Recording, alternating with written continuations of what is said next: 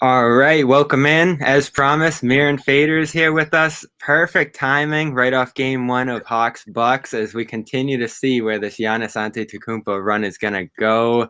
Mirin just wrote the biography of Giannis Antetokounmpo, the first that we'll see of his legendary career here. And that's what I'm going to stress throughout this. Like with stars in the NBA now, we've become so over like critical of them and are they going to win a ring, are they going to get it done, are they going to break through, that you almost lose sight of the other achievements, the defensive players of the year runs that he's had, the MVPs that he's piled up at this point. But the disappointing playoff runs have been kind of the theme of his career so far. So you really do hope that he can break through here and get his flowers per se by finally winning that chip. There are so many interesting things about Giannis that I want to get into here today, but we'll start with you. Your journey to this point, your writing career. I think you've told your story well in a bunch of different places, but so I'll kind of have you do the quick summary here of, going to a small school, playing basketball when you were young, taking on this profile approach that you do, the personalities, the life, the, relationships, all the different like background things about these people that you write about in the basketball world. I love the way you do it. It's unique. It's different. It's refreshing. And what ultimately, after all these profiles, all these different athletes that you've written about here, led you to say, all right, I'm going to write the book about Giannis? Yeah, I mean, thanks for that. I think, with long form stories, you always want like something very human oriented. It's got to be more than just like, oh, so and so is really good at basketball or really good at football or, whatever sport that I'm covering. And Giannis, of course, I just feel like there's so much missing between, really tough childhood and NBA MVP. So it's just kind of like, why do we really know nothing? And so for me, it came out of a profile I did on Giannis and his youngest brother, Alex, for Bleacher Report, where I previously worked. And I just observed the chemistry between both of them being at Giannis's house. And I just thought, okay, this is a book, and so with long forms, my stories, you have to stop at like 4,000 words, but a book is like 100,000 plus words. So it was perfect to like have the time and the space to talk about those things. So what was that process like? Because this is something I'm trying to do too, is get from writing, those short articles off like news, games, like little things into longer pieces. You talk about 4,000 words there, and then eventually get into 100,000 page book.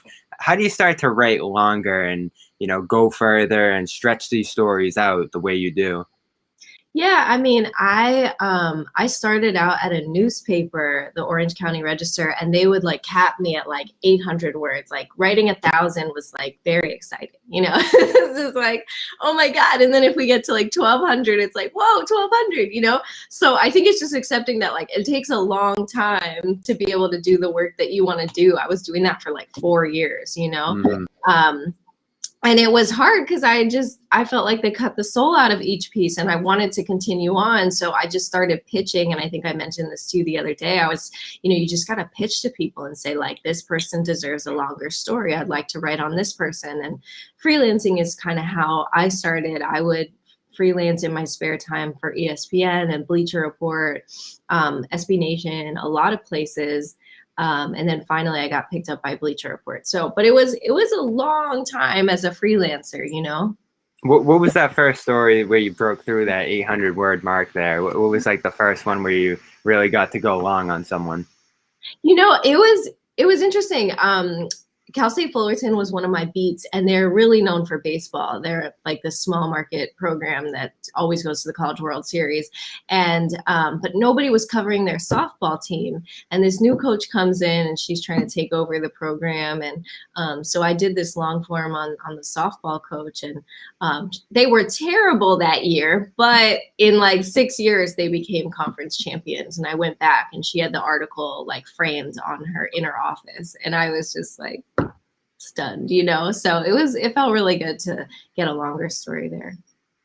So when did you finally start covering Giannis with this story here on Bleacher Report and started reporting on him for the first time? It's interesting. I never really heard about Alex. You hear about the Nazis and Costas and the NBA guys here, but his younger brother is sort of who you profiled here. Yeah, so that was 2019 around like the summer, like June, July. And my editor was like, you should look at Giannis's youngest brother, Alex, because like Alex was really good at the time. And he kind of did all the stuff that, you know, Giannis does. Like they're very similar in game. And I think Alex even has a bigger wingspan, allegedly, even in high school. And so, yeah, I spent the day with them in, I think it was June 2019. And I don't know, I was just really taken by them. It stuck with me, you know, some stories just like really stick with you. And the story came out later that summer, and you know, people were just like, I've never seen that side of Giannis. It was like a more vulnerable side of Giannis, or getting into his head a bit, because you know, people really only talk about Giannis at the time just in terms of like his physicality. You know, oh my God, he's such a freak on the court. Like the missing was like, who is he in terms of like being nurturing or all of these other qualities? And so I felt like the piece did that. So concurrently, I had been trying to write a book for a very long time, maybe like 5 years. And I finally got introduced to the right literary agent who was interested in representing me. And a couple of the stories I pitched like didn't work out. But when this came out, he was like, I think this is the thing. So I wrote the proposal later that year. And then it was like shopped around to different publishing houses early 2020.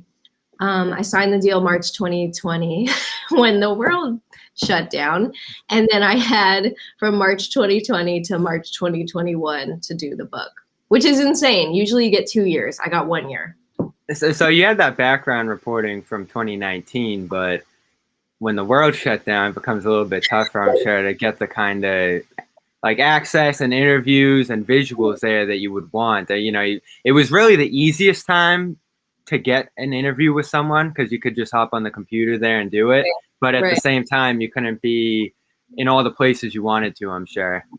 Well, it was crazy because even before I signed the deal, I was just like, I need to go to Milwaukee, just because I was like nervous. It's my first book. So I actually went to Milwaukee right before the shutdown, like literally a week before Corona shut down in the US. And I got the brothers again, and I got the family again. So that was like very, very lucky that happened. And then I went to Sacramento because the Pistons were playing the Kings, and a lot of former teammates were on the Pistons at the time. So I got a bunch of people there, and then I came home, and then they shut down all US travel. So I was very, very lucky, but it was still really hard because I wanted to go to Greece and I couldn't go to Greece, obviously. So yeah, WhatsApp became my best friend. I was up interviewing people in Greece at like 6 a.m. my time, Pacific, and you know, it would be nighttime there. And I got through the pandemic just reporting 24/7. Did you need any Greek translators along the way? Yes. Oh my gosh. I got to know a Greek translator very well.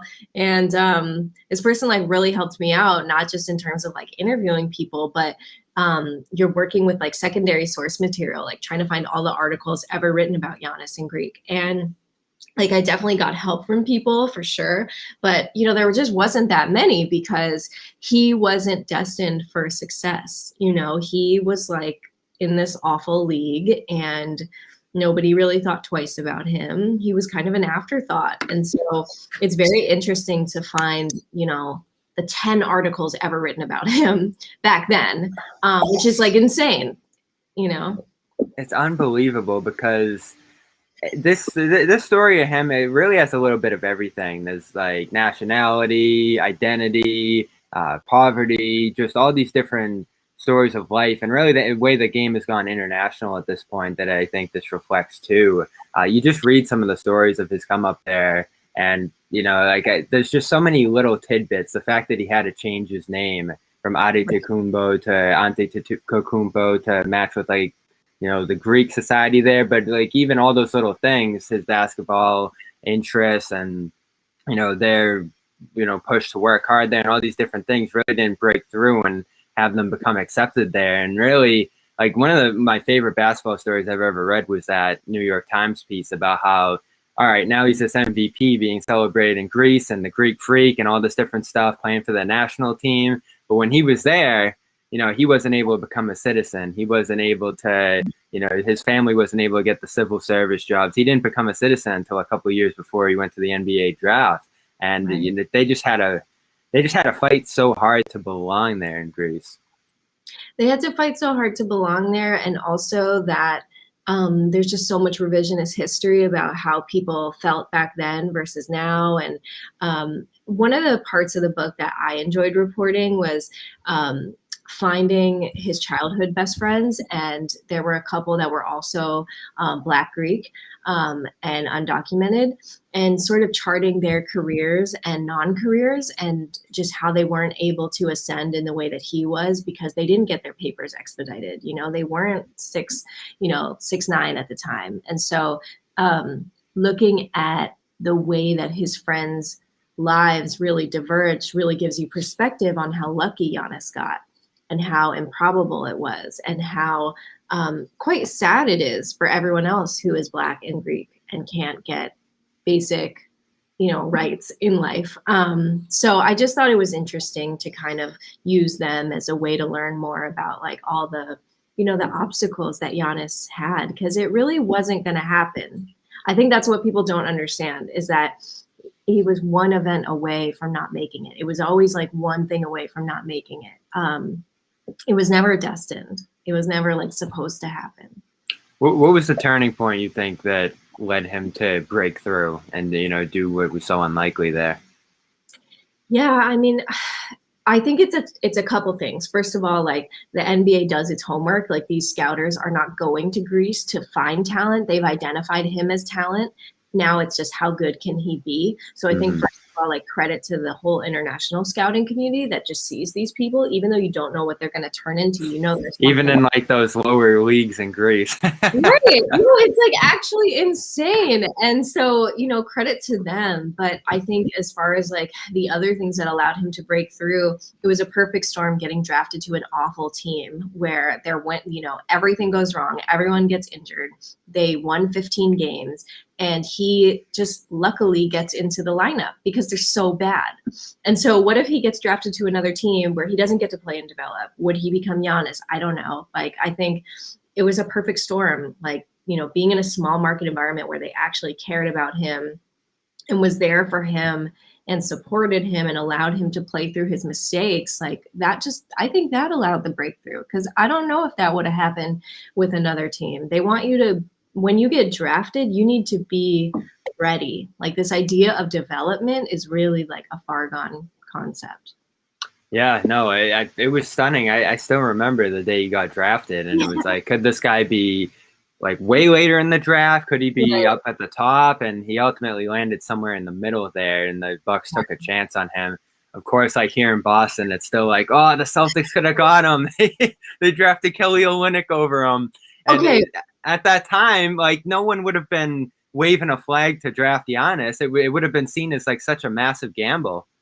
Totally. Okay, so one of my favorite anecdotes from the book, I talked to Austin Ainge, and he was telling me how like they, so like basically Danny, Austin, and like a bunch of Boston people not only came to Greece, but they traveled to this place called Volos, which is like, like 6 hours away or something crazy like that. And the crowd was like yelling at Danny and like saying mean things. And he's just like so confused. Like, why are these people like, why is everybody saying these things to me? And he doesn't know what they're saying because he doesn't know Greek. And then finally, somebody tells him that they're taunting him and because they've mistaken him for a rival Greek GM. They don't know that he's Danny Ainge, but once they realize he's Danny Ainge, they start cursing and saying things about the Lakers, and it's, and then they all start cracking up, and it's hilarious. Imagine like this, little gym in the middle of nowhere, and Danny Ainge is getting like shitted on by all the people there. And it's just like very funny.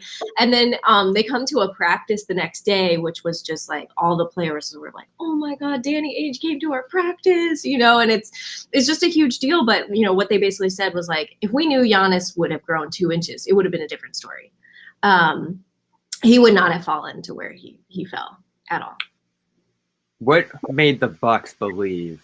Like, what, there were all these different concerns about him and questions, and you could project greatness there. But what made, whereas I think it was 15 teams passed on him before that. What made the Bucks commit to him in the end, you think? So that's the weird part, is that, like, especially talking to people like John Hammond, the GM at the time, and a lot of the staffers, is that they were fully aware that they were taking a ginormous chance. Like, this wasn't something that John is like, I'm not going to act like I knew something that others didn't. Like, I'm not going to act like I have these clairvoyant powers and I knew. So I think first just saying that is like, they took a humongous swing. But you can do that when you're the Milwaukee Bucks, and you had to do that when you're the Milwaukee Bucks, because keep in mind that, they were almost going to leave Milwaukee. There was concerns about, like, could their arena be a modern day NBA arena? Could they leave? Look what happened to Seattle. So they were in this position where they could afford to take a chance. And it's not like you were top 5. You could, if this didn't work out, it would be okay. 15 is a whole lot different. And so I think a couple of those things made them feel comfortable, but they liked what they saw of him. Scouting him was incredibly difficult. They couldn't tell the size of the players on the court because the film quality was so terrible. So imagine, like, everything is against this guy. You can't even tell if he's that good via film, but you're just taking a chance. And so it was a big chance, but, credit to them for actually doing it, I remember I was covering Syracuse, and they took like a summer trip to Greece, and I was trying to find like these Facebook streams to watch them, and it was just someone with like a handheld recorder, like 15 rows back, like trying to find the ball and who's who there. It is crazy, some of the film work that the scouts there have to work with and go off it. So who were some of the most interesting, or what were some of the most interesting interviews you did writing this book? Like, what were some highlight moments, quotes, people that you talked to through this process? Yeah, I think, okay, so I interviewed 221 people, so there were a lot of interviews, but I guess breaking them up into like sections. The childhood best friends were amazing, and he's still close with some of them. I think that I kind of just I knew how hard things were for Giannis, but I didn't know how vulnerable he was and how emotional he was, and how, he used to cry after games, or just feeling so low and sad and not knowing what was going to happen. I think the childhood friends like really illuminated that for me. And then talking with Josh Oppenheimer, who's a current assistant coach with the Bucks, I really loved talking with him because he was their rookie year and they were so tight. Like, that's his guy.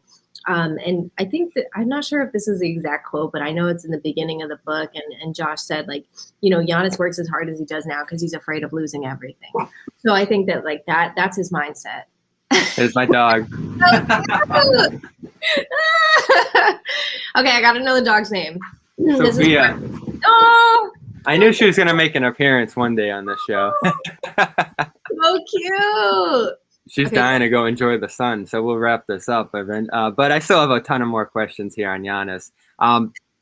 That childhood, I think you described like them sleeping together and just like the, tiny living space that they were in, and the difficulty to survive day in, day out. I think Thanasis had to, go out and steal some things, and his parents were always looking for jobs, and Giannis was doing what he could to just put food on the table. And there's an interesting anecdote about one of his coaches saying that, like, he's got this great basketball potential and we can do all these different things to, fulfill that. But today he's got to eat, like, well, yeah. What was that experience growing up for people that don't know it?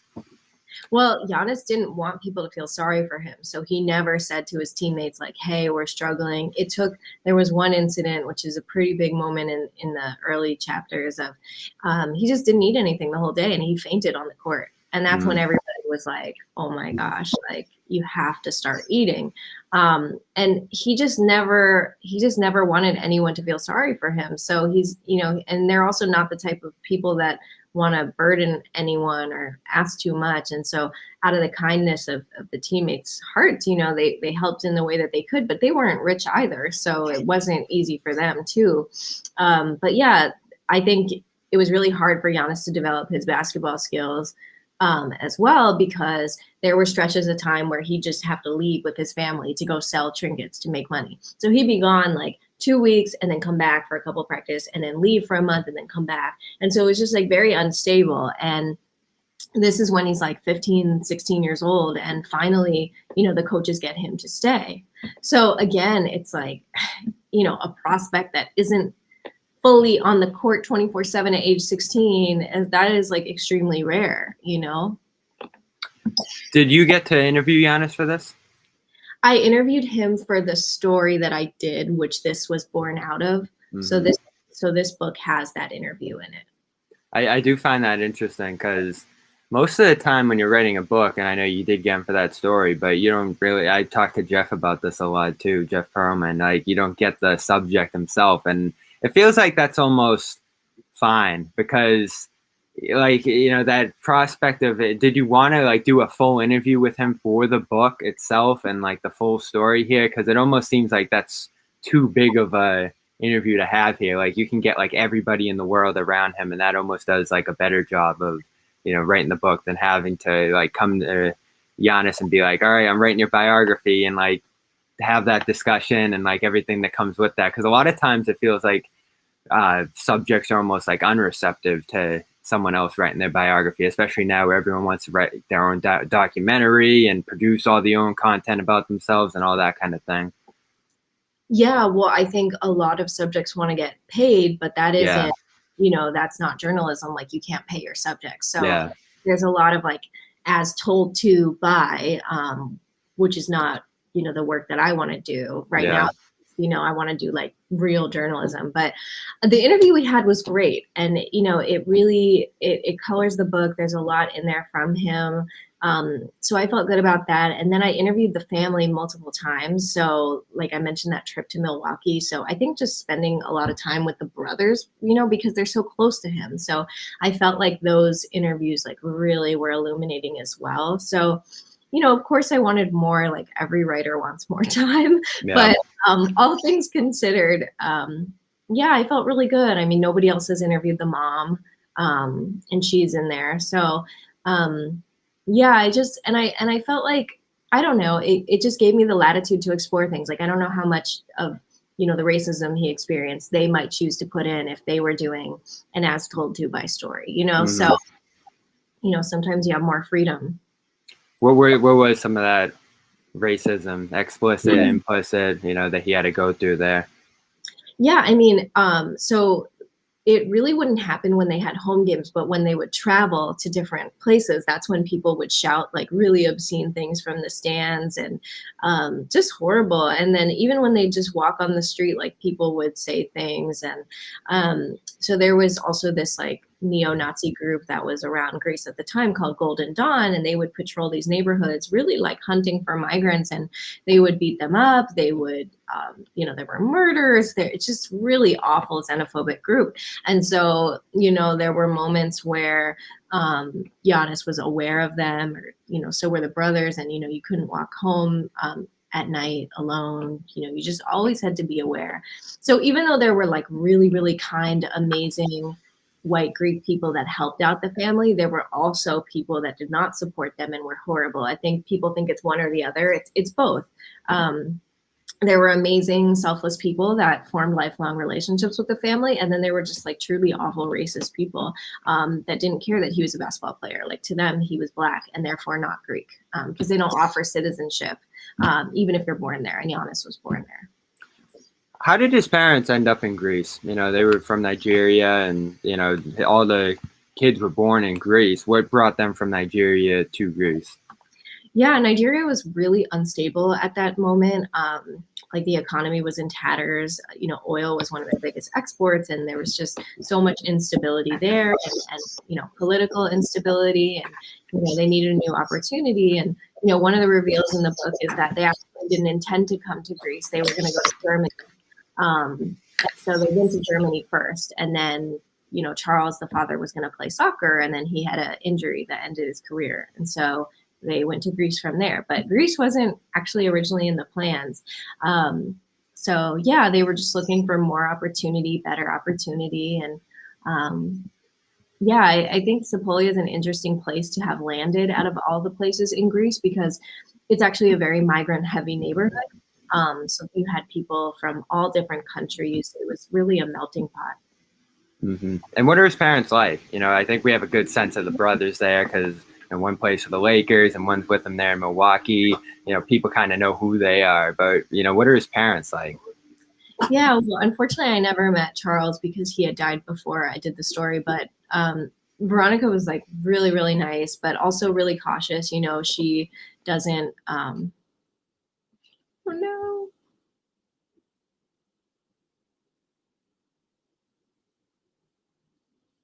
Oh my gosh. Sorry, I just had to let her go. She was getting antsy. That was so stressful. I was I'll have you start that over.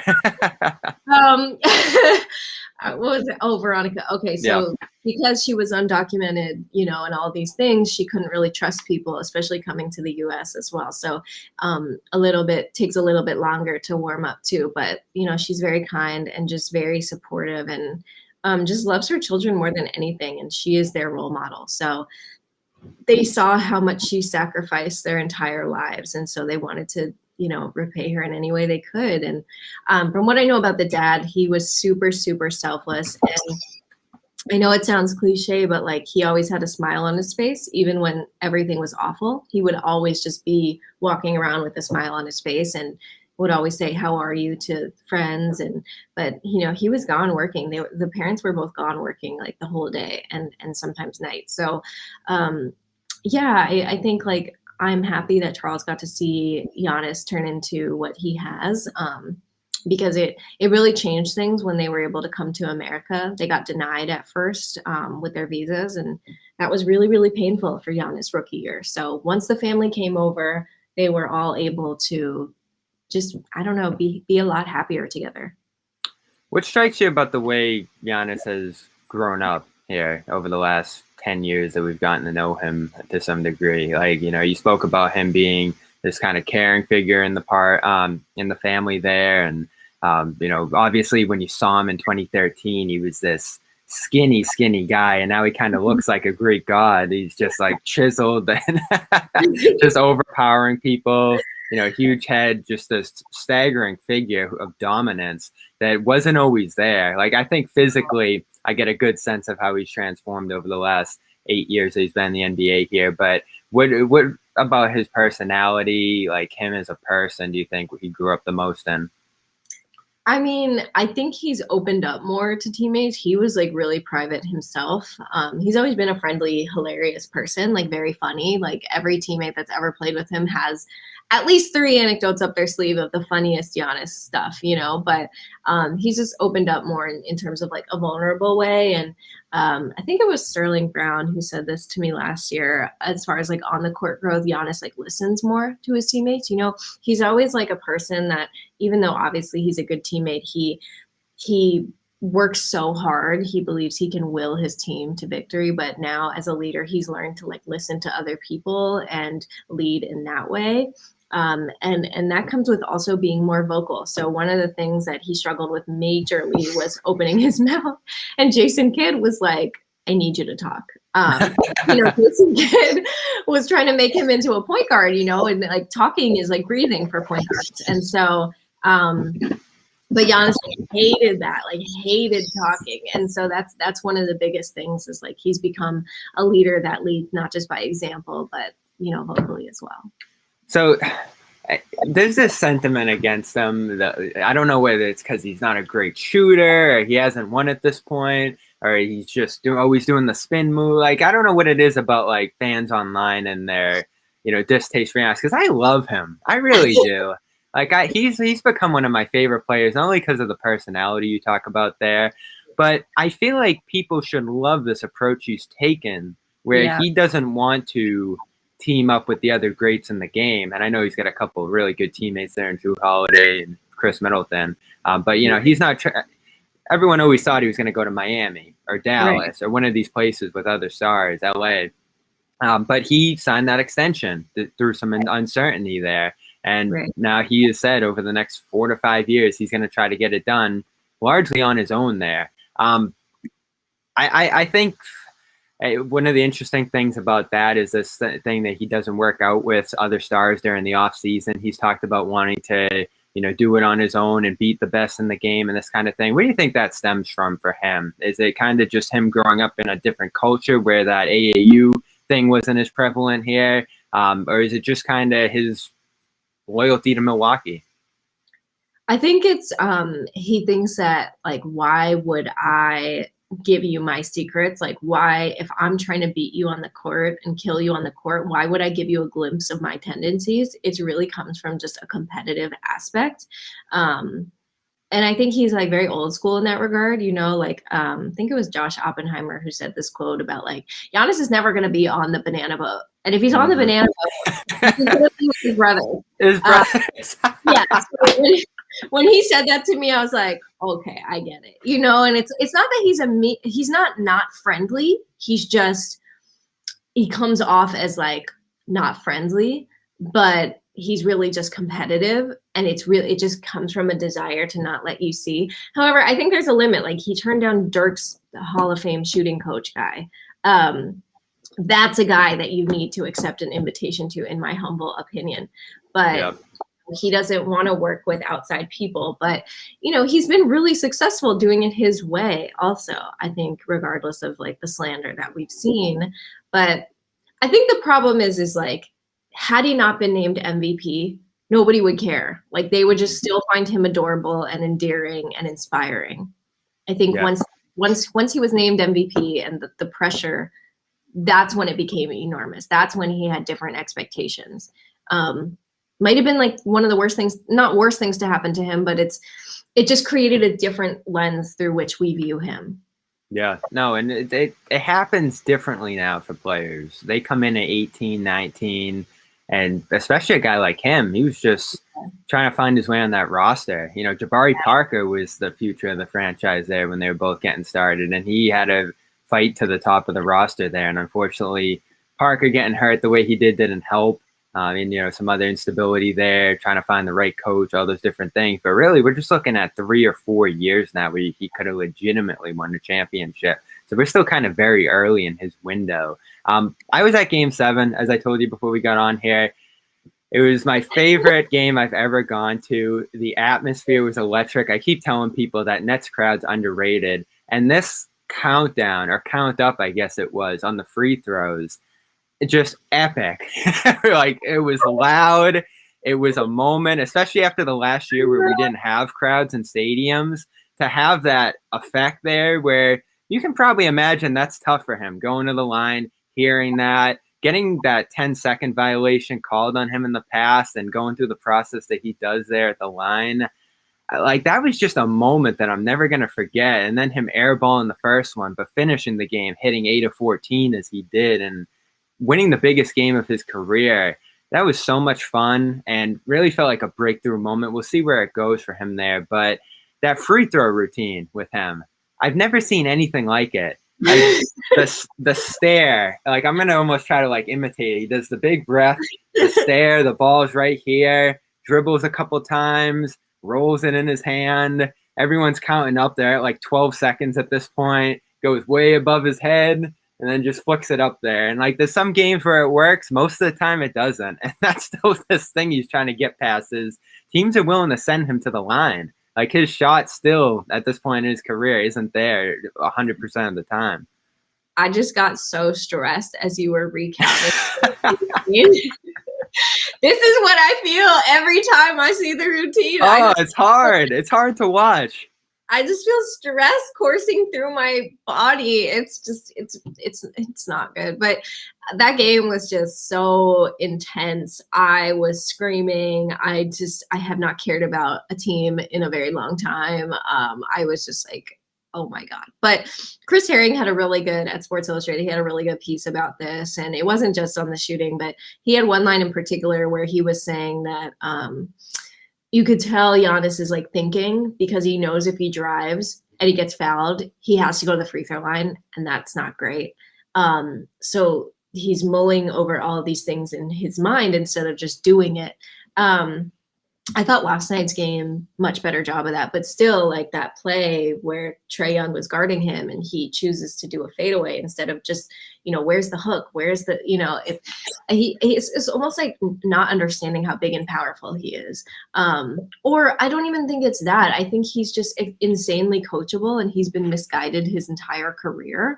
They've been trying to make him into a guard, a perimeter person when he should really be a 5. And I think that's like more of an off-season discussion. Like, is he gonna fully go into that like AD, or is he gonna, keep trying to run the floor? So I think that there's just it's like a conversation that's been going and going and going, and you're just seeing the problems with it all. What's that shooting evolution been like for him? Because it's gotten better. He can knock down a 3 at this point. It's almost, he's kind of lucky. Like, I was watching that game and I was like, is this how he's going to go down? Is this going to be like the latest loss for him, just being unable to hit a free throw and the air balls? And like, I was dreading that conversation with him, but he broke through. And then to some degree too, what we're watching with Ben Simmons bails him out a little bit, because Simmons is in like a whole different level of that shooting, process and just trying to get it down at all. But what's Giannis's growth been like from a shooting perspective? I know you wrote a little bit about that in the book too. Well, if you look at rookie year, it was not an ugly shot. It was very fluid. It did not look bad at all. That's what I'm wondering. I'm like, who taught him to do this? So rookie year, he actually attempted quite a number of 3s. So it was not like this was like this awful glaring gap in his game. It wasn't even talked about that as far as the draft either. They were just like, it just wasn't labeled as this glaring weakness as it is now, because it wasn't at the time. And then so Larry Drew gets fired, and then Jason Kidd comes in, and Jason's like, I don't want you to shoot, at least not for the first couple of years. So he didn't let him shoot. And he would, some of the gems in the book as far as like basketball stuff is, Jason Kidd would bench him if he took a long distance shot. So imagine like not being able to do this for a couple of years. It's going to mess with your confidence. It's going to mess with your timing. It's going to mess with like your ability to like, just your muscle memory. You haven't done it. You have a split second between open and release. And he just didn't have that for a couple of years. And I think that really like screwed him up in certain ways. Josh Oppenheimer, who I mentioned earlier, worked with him rookie year on the shot. And Josh is known for shooting. And then he's, really just doesn't have a whole lot to do with it after that, because Jason Kidd, wants it his way, and that's the type of coach Jason Kidd is. And it's just like, I think it just morphed into something that just wasn't a part of his game, and then they want it to be part of his game, and then they want him to be a perimeter person, and all of a sudden he doesn't know how, and emphasizing that instead of going to the basket, which he should do every single time, because there's nobody that can defend him when he goes inside. So I think Bud, emphasizing like, it's analytics. We want you to take these, other shots. It's just kind of like, I feel like does a disservice to his powers.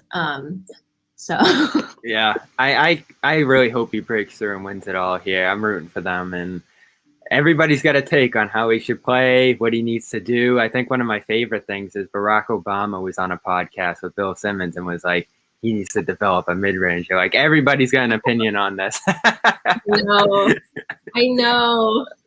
So how are you, last question here, and Mirin Fader's Giannis, the improbable rise of a NBA MVP, is out August 10th. I have pre-ordered it. You can too. Go out there and get it. How are you absorbing this playoff run as we go along here? Game 1 was last night as we record this. They lost, but a long series ahead with Atlanta. Really feels like they're probably the favorite to win it all at this point, with Kawhi down and Chris Paul in that COVID protocol.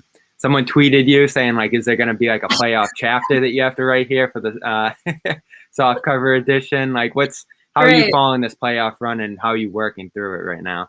Oh my God, I'm sitting there stressed. Bucks fans, I see you. I understand it now.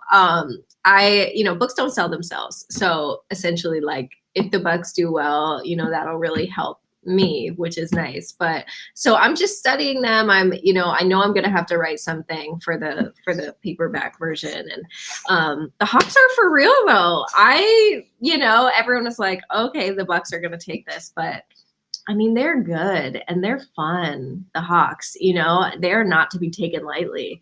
And the Bucks just look super uninspiring. I was just like getting very angry yesterday. Like, can you guys play with more heart?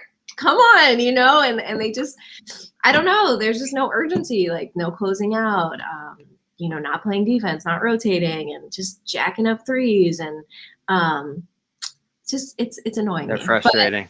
But it's frustrating. I had like a checklist in my head because when they went to the overtime in that game 7, I was like, they're gonna lose. The way they collapsed down the stretch there, and Brooke Lopez holding in the corner, I was just like, oh, they blew it. But that's been this playoff. I was like, Brooke, for the love of God, I thought it was over. I was just so frustrated. But I love all those guys, though. Brooke, love him. You know, beating Brooklyn back where he played for so long. Drew Holiday, awesome guy. Chris Middleton, one of my favorite players in the league. But it just isn't coming together for some reason. I mean, part of it's coaching for sure, but also it's just I don't understand the lack of urgency, because it's like, you're the Bucks. You're never supposed to make it. You're never supposed to get your opportunity, and now you do. And this is the effort. You know, it's just very surprising. But like you said, there's so much talent. Like Chris Middleton is awesome. Like he really is. And like when Drew gets his rhythm, he's awesome too. But yeah, it's decision making. Yeah, I don't know. Here's to a better game, because recounting it, I'm getting all over again. Trae Young's gonna need a biography one day. I mean, this is amazing.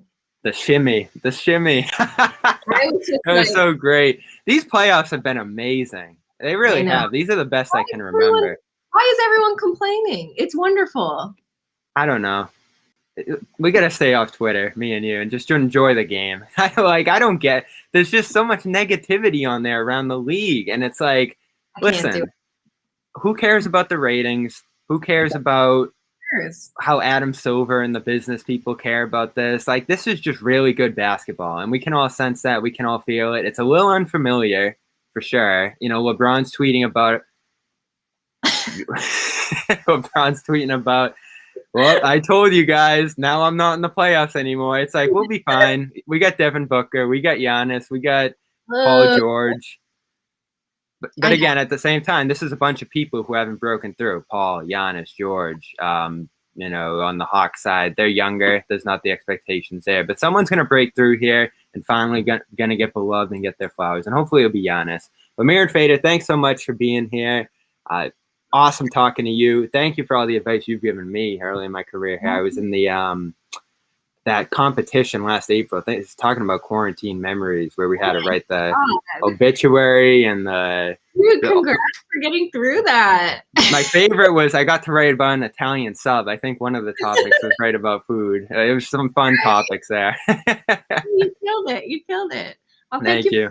Thank you for having me. This was so fun, and we'll have to do it soon. You know, hopefully if the Bucks get their act together. I appreciate you having me.